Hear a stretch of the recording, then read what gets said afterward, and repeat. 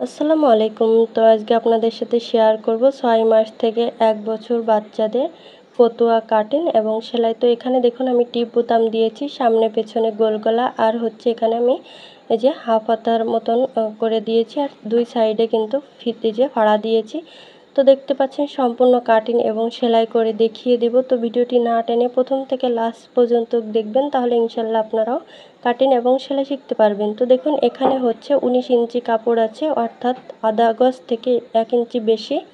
তো এখন আমি এভাবে করে দুটি ভাঁজ দিয়ে নিয়েছি। আমার সাইডে আছে দেখতে পাচ্ছেন খোলা পাশ। তো হচ্ছে এখানে আমি এই যে 2 হাত বহরের কাপড় নিয়েছি।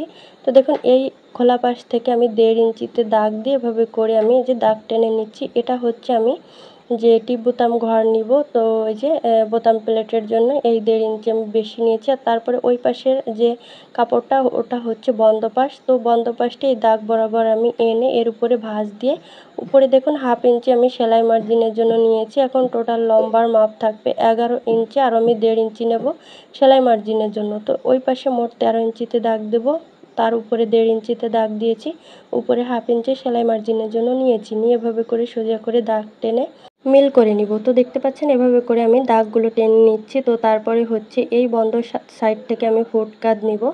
তো হচ্ছে যেহেতু ছোটো বাচ্চা আমি 4.5 ইঞ্চি নিয়েছি, নিয়ে এভাবে করে সোজা করে দাগ দিয়ে নিব। উপর থেকে 4.5 ইঞ্চিতে দাগ দিয়ে এভাবে করে শেপ টেনে নিব।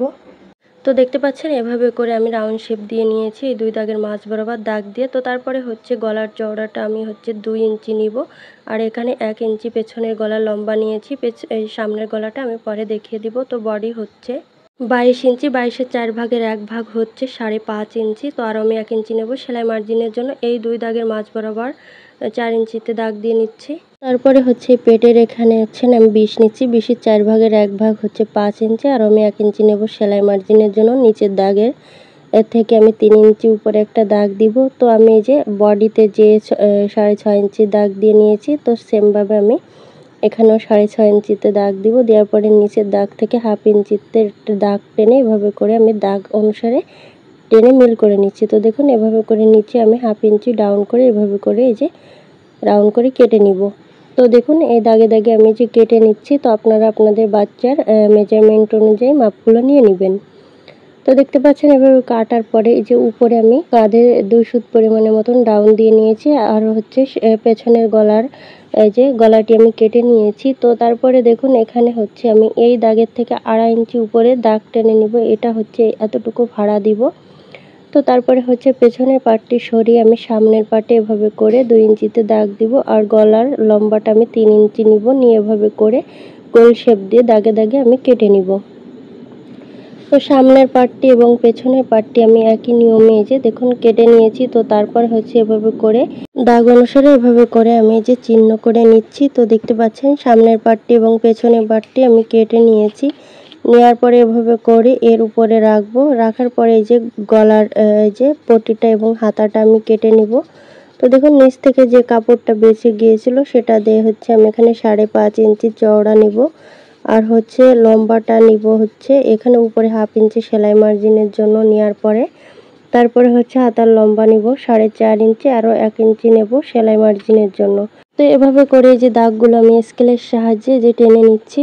তো দেখতে পাচ্ছেন এভাবে করে টানার পরে এখন এই যে বাড়তি কাপড়টুকু আমি কেটে সমান করে নিব। নেওয়ার পরে দেখুন এখান থেকে আমি হচ্ছে যে 2 ইঞ্চিতে দাগ দিব। ওই পাশ থেকেও আমি যে আরমোলের শেপ দেওয়ার জন্য 2 ইঞ্চিতে দাগ দিয়ে বডির দেখুন উপরে হাফ ইঞ্চি সেলাই মার্জিনের জন্য এভাবে করে ঘুরিয়ে মেপে নেব। এখানে 5.5 ইঞ্চি আছে।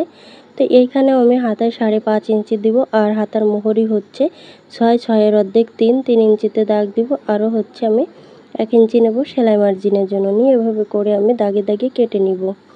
তো দেখতে পাচ্ছেন মাছ পয়েন্টে আমি একটা চিহ্ন করে নিচ্ছি। তো তারপরে হচ্ছে আমি গলার পাইপিংটা কাটবো। পাইপিংটা কিন্তু অবশ্যই বাঁকাভাবে কাটতে হবে, তো আড়াভাবে।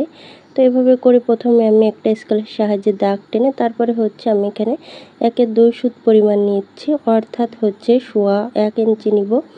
আপনারা চাইলে 1.5 ইঞ্চিও নিতে পারেন। তো এভাবে করে যে আমি কেটে নিচ্ছি। নেওয়ার পরে আমি 2টা পাইপিং নিব, যেহেতু এখানে ছোট আছে তো আমি এটা জয়েন্টে বাড়িয়ে নিব।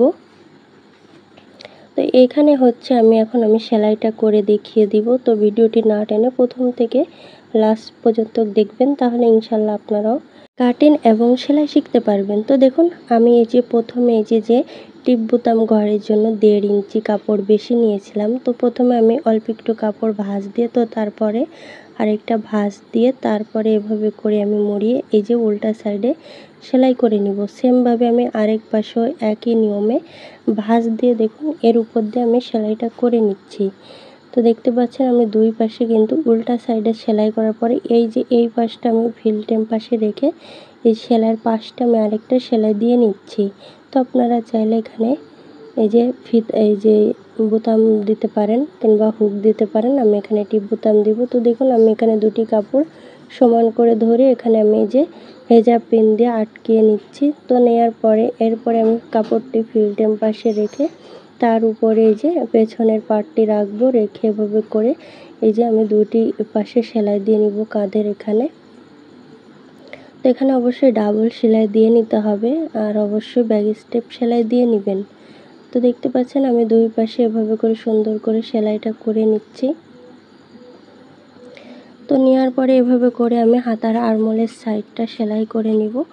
তো তার আগে আমি হাতার মোহরিতে এভাবে করে 1/2 ইঞ্চি মুড়িয়ে তো তারপরে আরেকটা ভাঁজ দিয়ে এভাবে করে এর উপর দিয়ে সেলাইটা করে নিব। এর পাশটা আমি আরেকটা সেলাই দিচ্ছি। একই নিয়মে আমি আরেকটা হাতাও এই যে সেলাই করে নিয়েছি। এখন দেখুন বডির পার্টটি আমি ফিল্টেম পাশে রাখবো আর হাতার কাপড়টি উল্টা সাইডে রাখবো, রেখে এর উপর দিয়ে এভাবে করে মাঝে যে কাঁধের জয়েন্টটা সেইখান থেকে আমি সেলাইটা ধরছি আর হাতার মাঝ পয়েন্ট থেকে সেলাইটা ধরবো। তো তারপরে দেখুন অর্ধেকটা সেলাই দেওয়ার পরে আর বাকি অর্ধেকটাও আমি একই নিয়মে কাঁধের থেকে সেলাইটা নিব। নেওয়ার পরে এখন আমি এর উপর দিয়ে একটা সেলাই করে নিব।